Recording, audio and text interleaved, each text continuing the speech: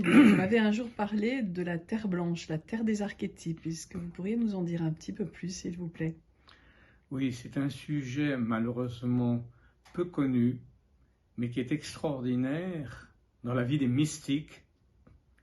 La plupart d'entre eux ont connu ce lieu qui est un peu comme à la hauteur du paradis, une terre spirituelle qui est le lieu des archétypes, c'est-à-dire que toutes les choses qui sont sur la terre, les arbres, les montagnes, les fleurs, les êtres humains, ont leur essence, leur archétype dans ce lieu appelé la Terre blanche.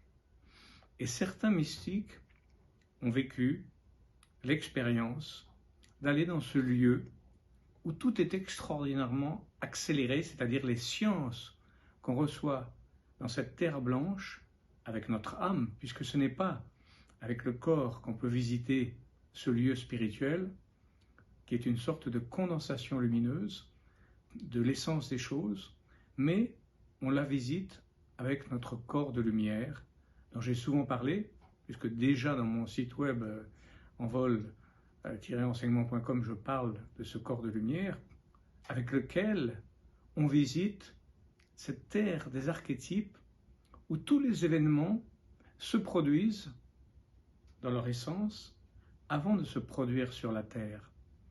Et cette terre, c'est là où est, au fond, notre prototype originel. Un petit peu comme si on disait, nous sommes l'ombre de nous-mêmes. Notre réalité est dans cette terre blanche. C'est un peu comme notre ange, qui est la partie de nous qui nous manque, que l'on appelle, qu'on sent en nous, qu'il y a une partie de nous qui n'est pas tout à fait en nous, mais qui est là-bas, sur la terre blanche. C'est notre ange personnel, c'est notre origine, dont nous sommes peut-être que, comme on pourrait dire, une sorte de clone. Le mot n'est pas joli, mais en fait, on pourrait dire d'une autre façon, nous sommes que l'ombre de ce qu'est cette réalité de nous-mêmes, qui est sur cette terre blanche, cette terre paradisiaque. On l'appelle blanche parce que le sol est comme une farine. Tout est transparent. C'est un peu comme quand le sable, vous le cuisez, s'il est potasse, ça devient le verre. Vous le recuisez, ça devient un cristal. Et les maisons, dans cette terre blanche, sont toutes en cristal, toutes transparentes. Et les êtres qui sont là-bas sont totalement purifiés. Ce sont des êtres qui ont réussi à transposer la pureté de leur âme dans ce lieu. Donc ne vont dans ce lieu que les êtres purifiés et les âmes qui ont su se détacher du corps sur la terre et s'envoler vers cette terre blanche, cette terre des archétypes, où tout ce qui se passe sur la terre se produit au ciel, dans cette terre blanche, avant de se produire sur la terre. Donc, les mystiques musulmans en ont parlé, des gens comme Ibn Arabi, Abdelkarim el-Jili, mais aussi certains des enseignements de la Chine parlent de cette cité des saules, ce lieu, au fond, de la terre des immortels.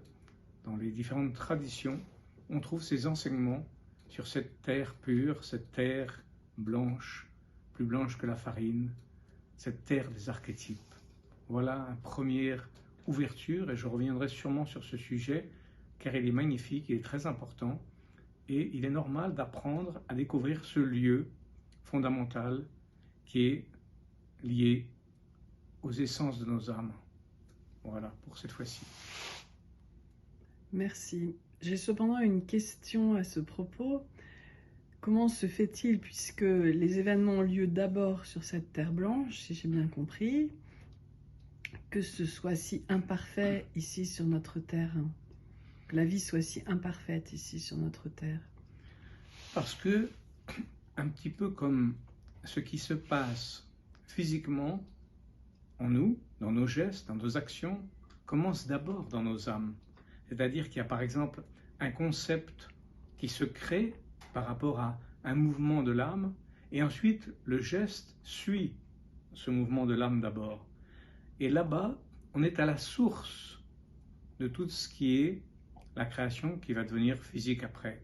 C'est la source, on pourrait dire, au niveau de l'âme, essentiel de notre lumière intérieure qui ensuite va manifester le corps et le geste, et donc une projection ensuite sur la terre de ce qui commence dans l'essence de nous-mêmes, dans notre âme, exactement comme nous, quand nous faisons un geste, avant, il y a une conception, il y a quelque chose qui naît dans les profondeurs de nous-mêmes et qui ensuite se manifeste physiquement. De la même façon, les événements commencent à cette source, dans ce lieu, avant de se manifester sur la terre. Donc les choses devraient s'améliorer.